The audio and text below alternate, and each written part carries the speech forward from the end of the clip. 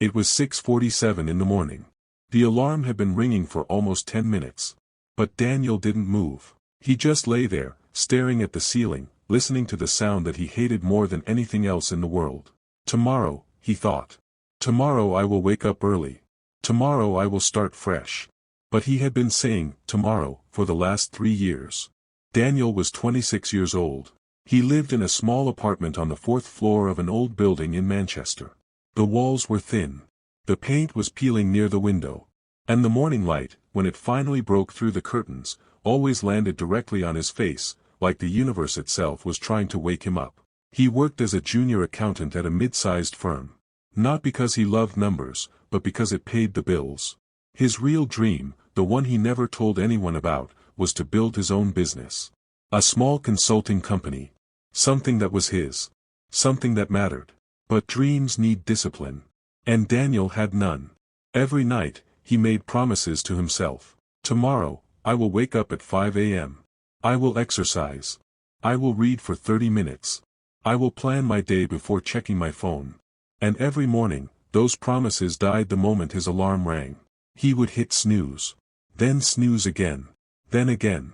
By the time he actually got up, it was already 7:45. He had exactly 15 minutes to shower, dress, and run to catch his bus. There was no time for breakfast. No time for thinking. No time for anything except rushing. This had been his life for 3 years. And slowly, without even noticing it, Daniel had started to believe something dangerous. This is just who I am. I am not a disciplined person.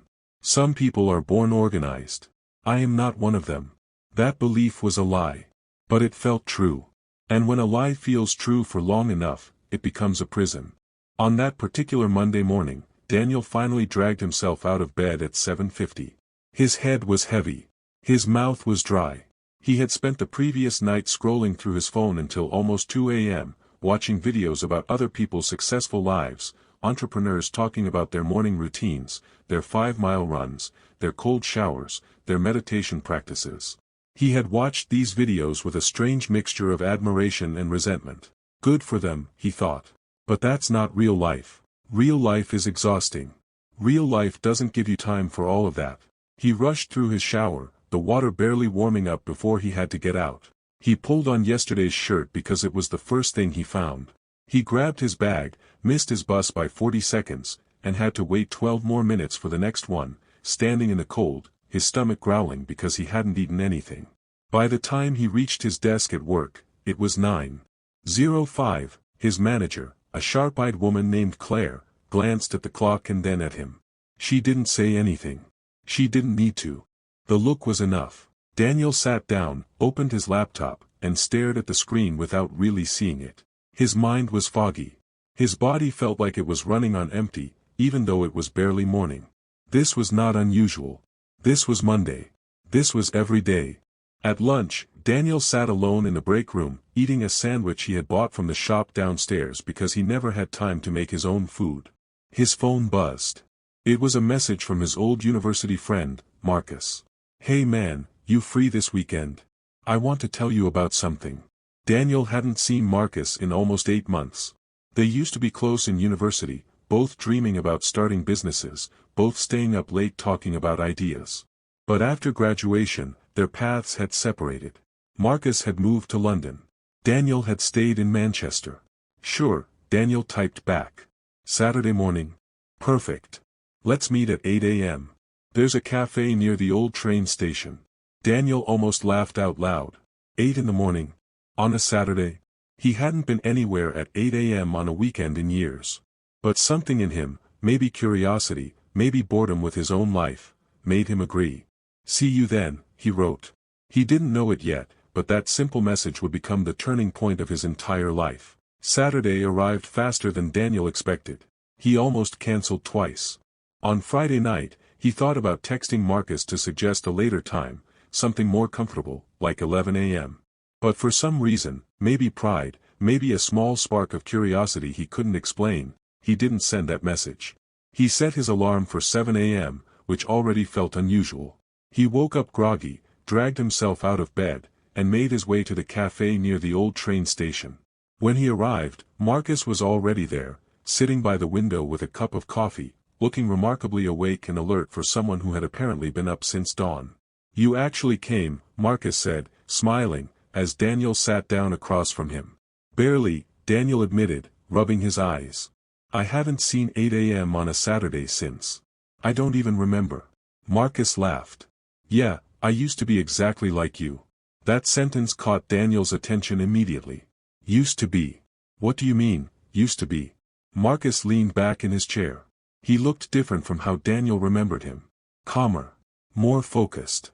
There was a quiet confidence in the way he spoke, something that hadn't been there in university.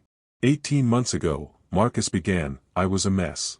I was working a job I didn't care about, sleeping until 9, rushing through every single day, feeling tired all the time even though I wasn't doing anything difficult. Sound familiar? Daniel felt his stomach tighten slightly. Uncomfortably familiar. "I want to tell you what changed," Marcus said. "Because something did change. And it wasn't some big dramatic event. It wasn't a health scare or a breakup or anything like that. It was something much smaller. And much more boring, honestly." "Now I'm curious," Daniel said. Marcus took a sip of his coffee. "It was my mornings." Daniel raised an eyebrow. "Your mornings? That's it?" "That's it," Marcus said. "But let me explain, because it's not as simple as it sounds. 18 months ago, I read something that completely changed how I thought about discipline. The idea was this: how you spend the first hour of your day determines how you spend the rest of it." "I've heard that before," Daniel said. "Every motivational video says that."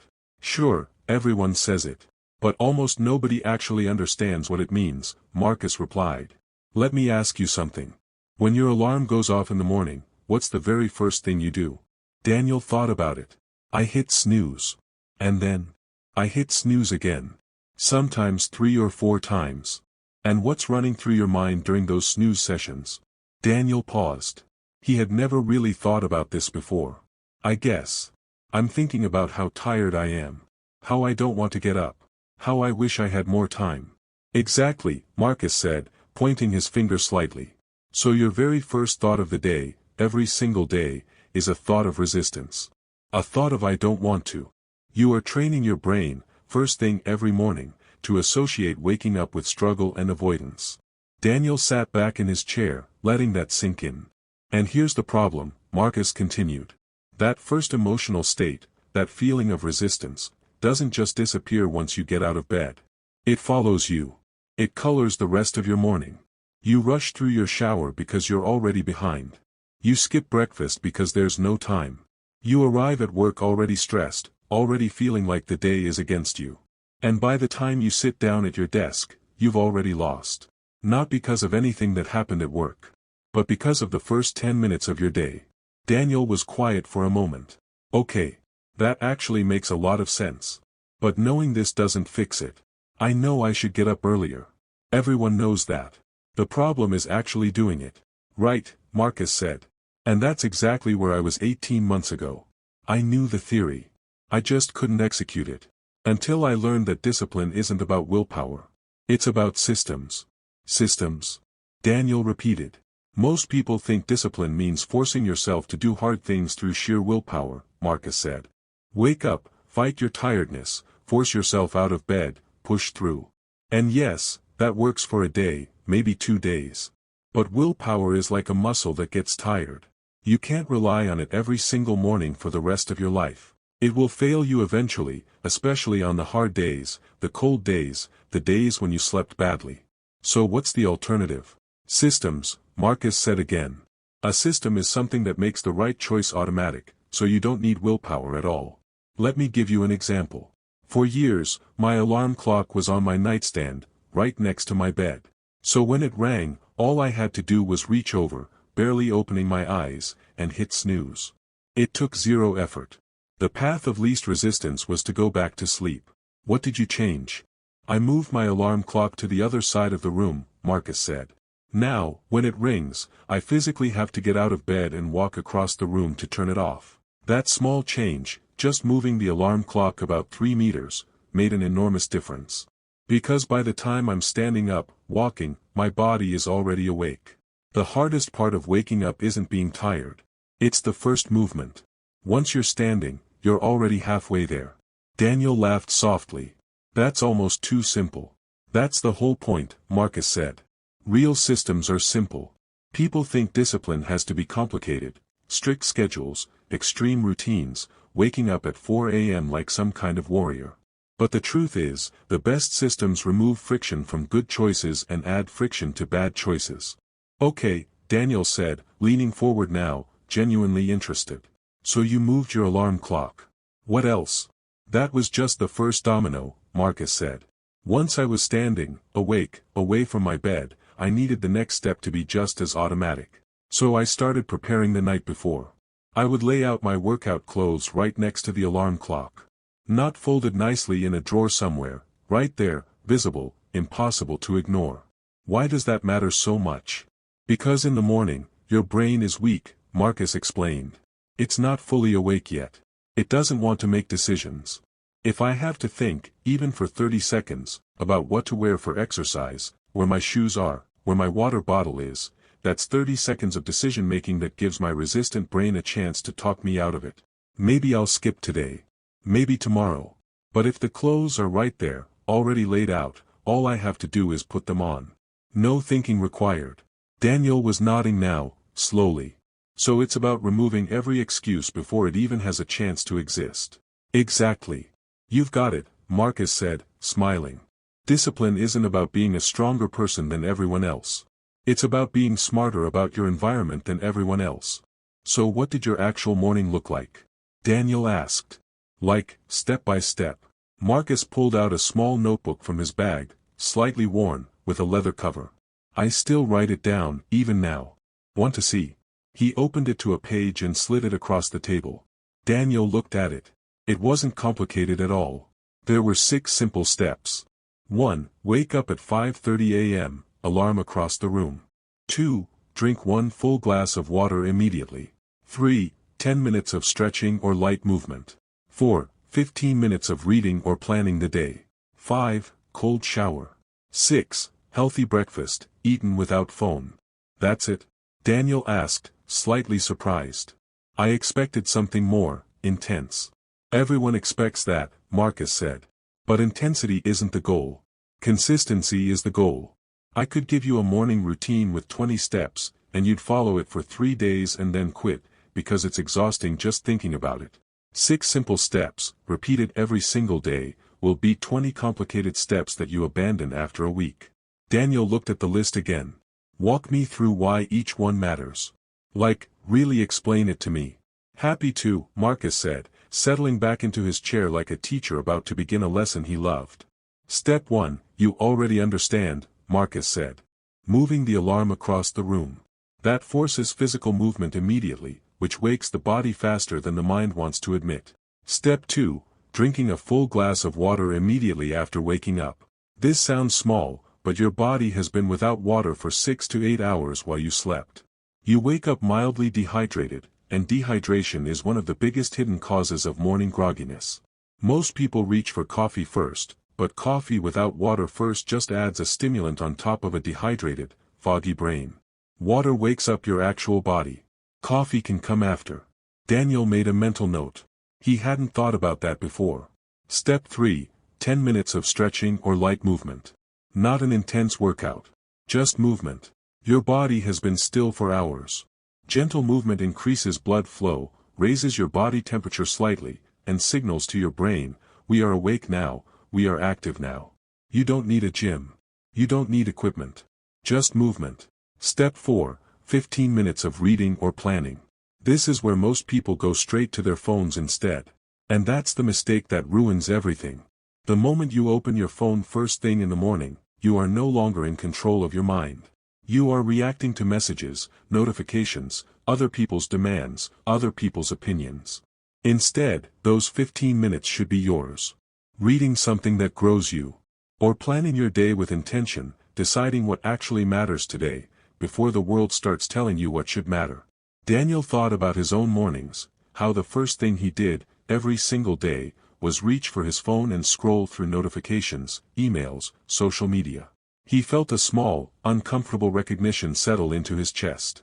Step 5, cold shower, Marcus continued. I know this one sounds dramatic. But it's not about punishment. It's about training your mind to do hard things voluntarily, first thing in the morning, before anything has forced you to. If you can stand under cold water by choice, you build a kind of mental toughness that carries into everything else. Difficult conversations at work don't feel as intimidating. Hard tasks don't feel as overwhelming. You've already proven to yourself, before 6 a.m., that you can do uncomfortable things on purpose. And step 6. A healthy breakfast, eaten without your phone. This is the final piece. Eating slowly, paying attention to your food, your body, your thoughts, without distraction, sets a tone of calm and presence that carries through your entire morning. Daniel sat in silence for a moment, absorbing everything. This is a lot to take in. I know, Marcus said gently. But I'm not telling you to copy this exactly, starting tomorrow. That would be a mistake. That's actually the second big thing I learned. What's the second thing? Daniel asked. Start absurdly small, Marcus said. When I first read about morning routines, I made the classic mistake. I tried to change everything at once. Wake up at 5 a.m., cold shower, exercise, meditation, journaling, healthy breakfast, all on day 1. I lasted exactly 1 day. Maybe 2. Then I burned out completely and went back to my old habits, feeling even worse than before because now I also felt like a failure. So what did you do differently the second time? I picked one single habit. Just one. And I made it so small that it was almost impossible to fail, Marcus said. I didn't start with wake up at 5:30 a.m. I started with move my alarm clock across the room. That's all. For 2 weeks, that was my only change. I still went back to bed sometimes after turning it off. I still felt tired. But I was building the smallest possible version of the habit, and I was succeeding at it every single day. And then, once that felt automatic, once walking across the room to turn off my alarm felt completely normal, no longer requiring any willpower, I added the next tiny thing. The glass of water. Just that. For another 2 weeks. Then the stretching. Then the reading. One small layer at a time, each one becoming automatic before I added the next. Daniel raised an eyebrow. So it took you, how long to build the whole routine?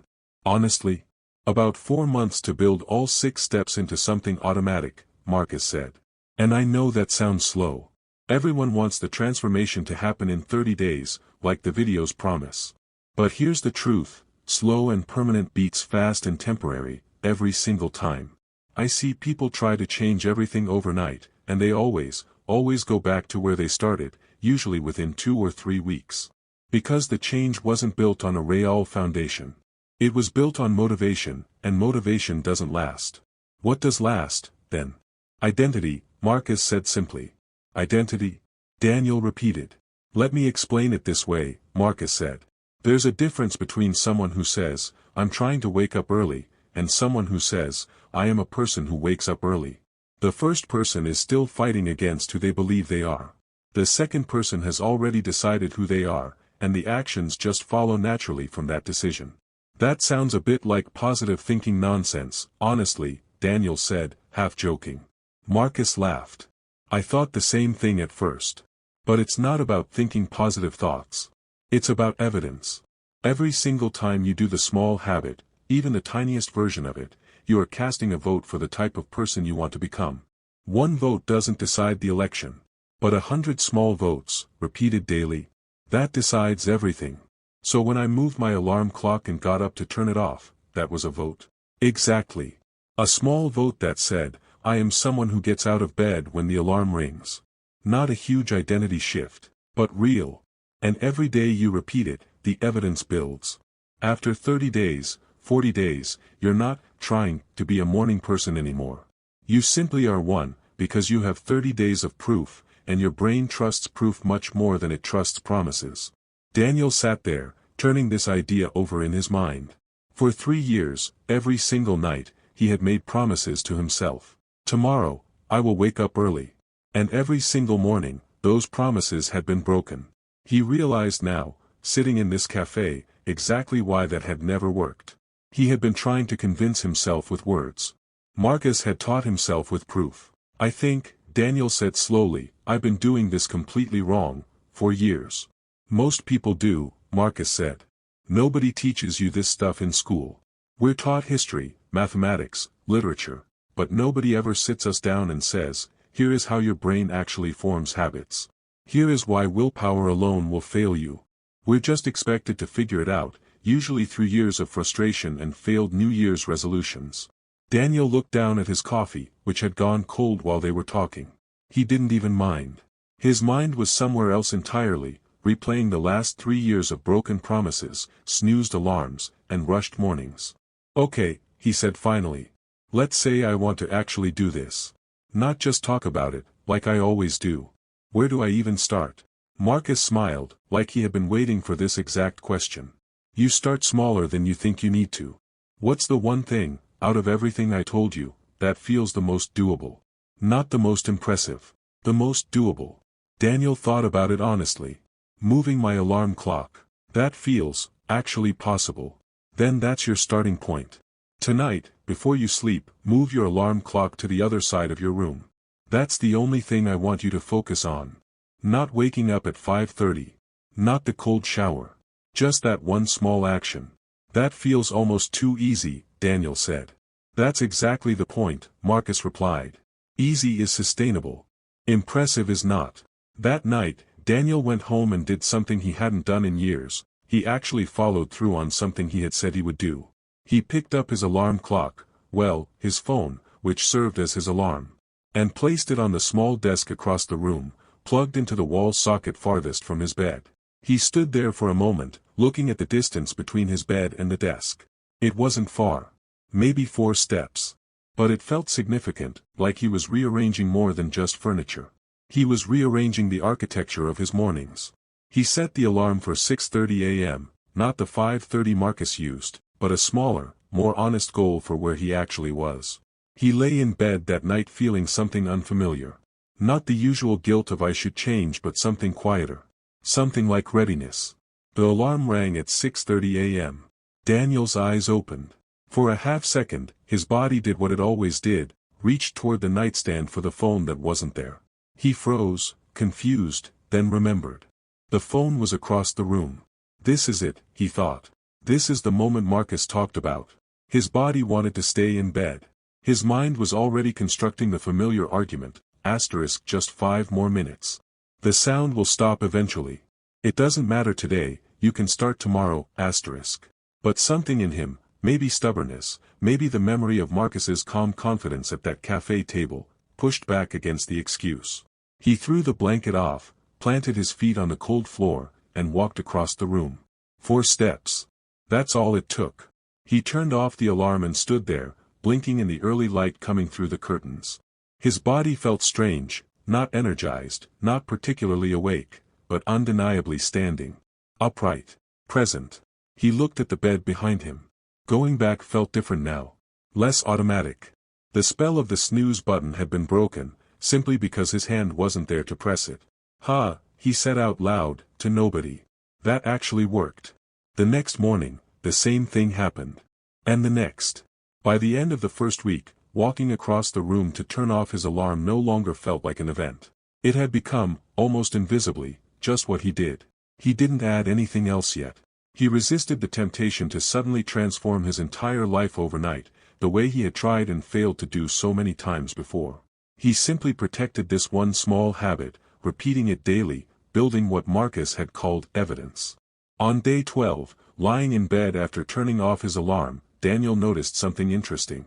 He wasn't going back to sleep anymore.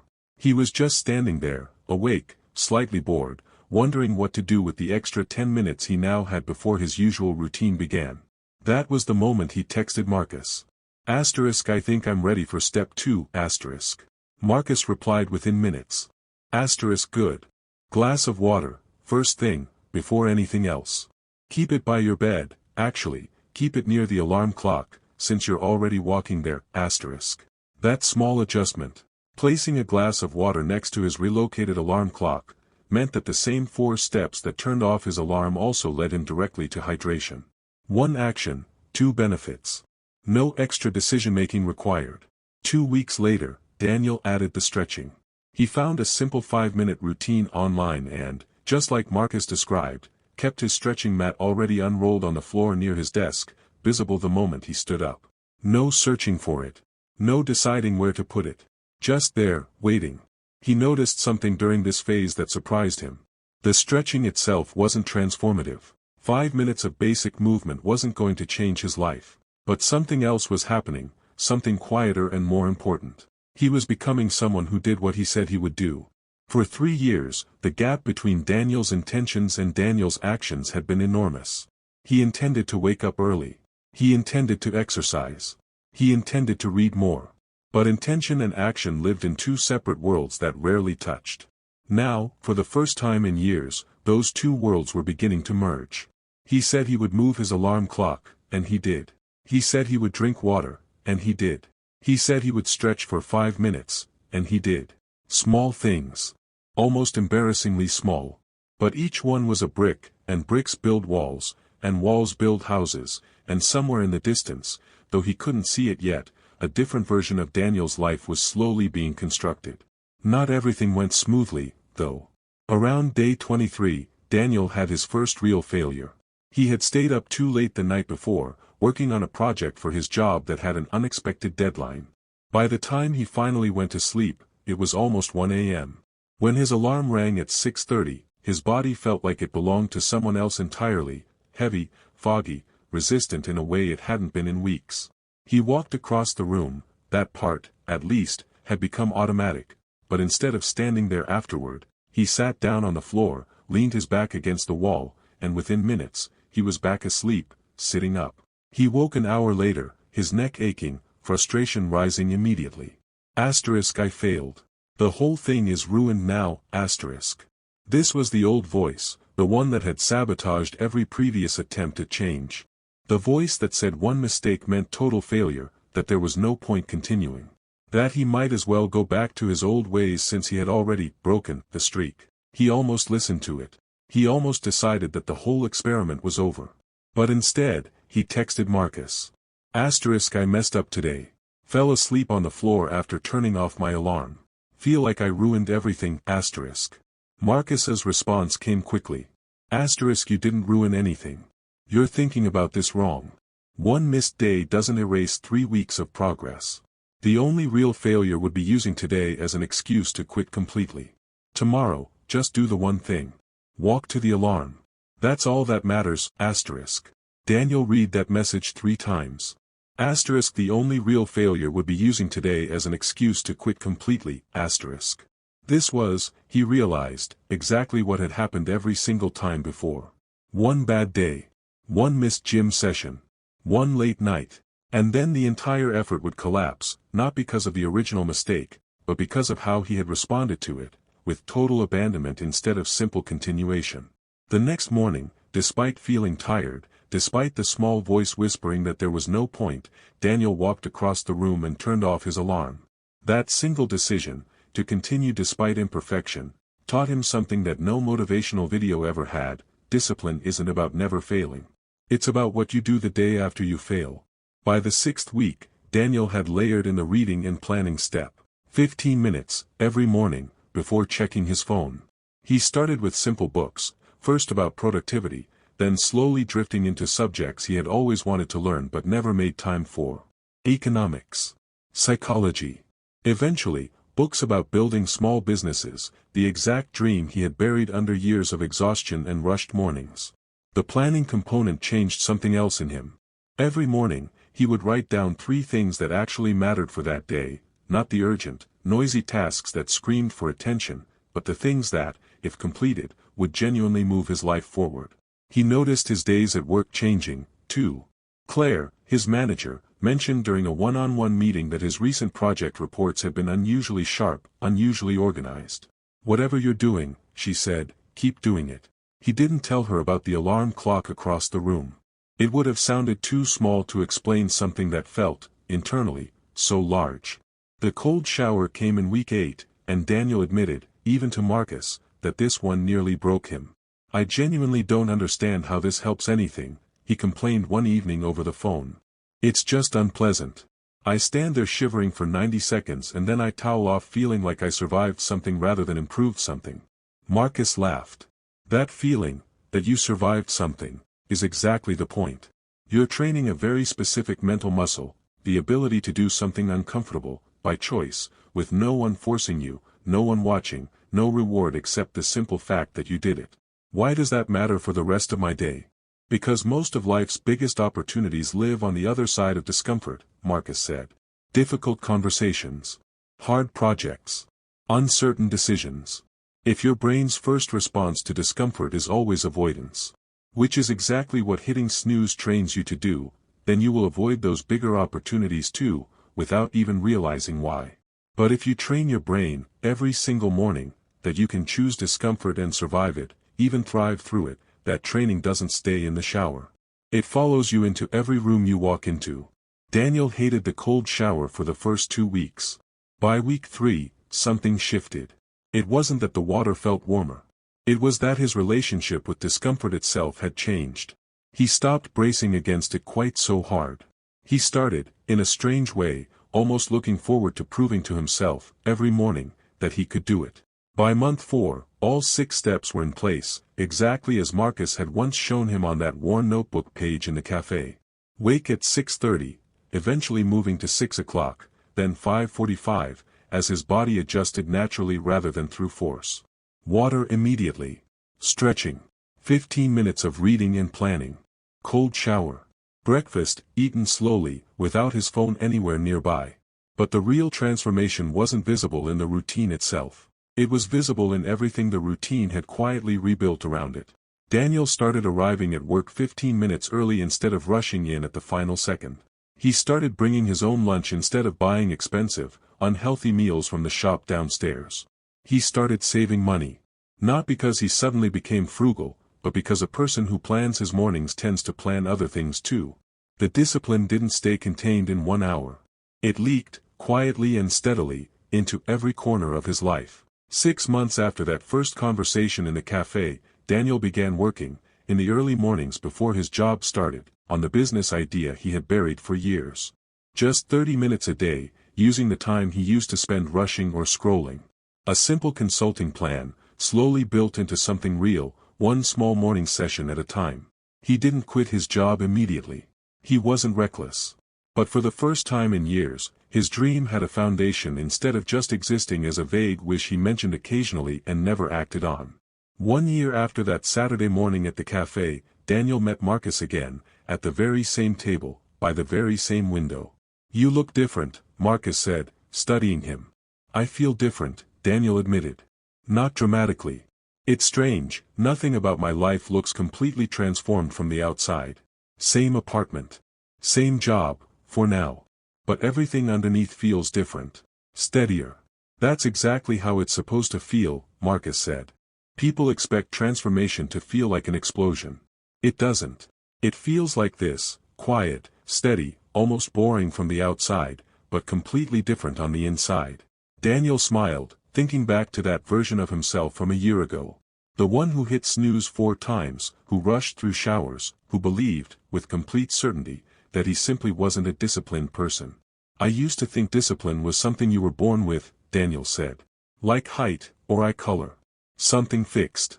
And now I think discipline is just a system you build, one small piece at a time, and protect even when you fail. It's not a personality trait. It's architecture. You design your environment so the right choice becomes the easy choice, and you keep showing up, even on the days you don't feel like it, especially on the days you don't feel like it.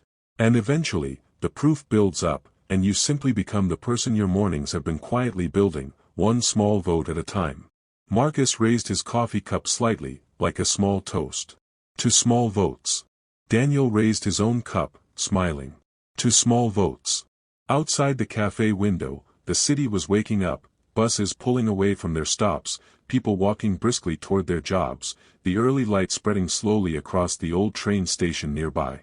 Somewhere out there, thousands of alarms were ringing in thousands of bedrooms, and thousands of people were making the same small decision Daniel had once struggled with every single morning: stay in bed, or stand up. It wasn't a dramatic decision. It never looked dramatic from the outside. But Daniel knew now, better than anyone could have told him a year ago, that this small decision, repeated daily, protected even through failure, built slowly instead of forced suddenly, was exactly where every real transformation actually began. Not in some distant, perfect morning in the future, but in the next 4 steps across the room, starting tomorrow.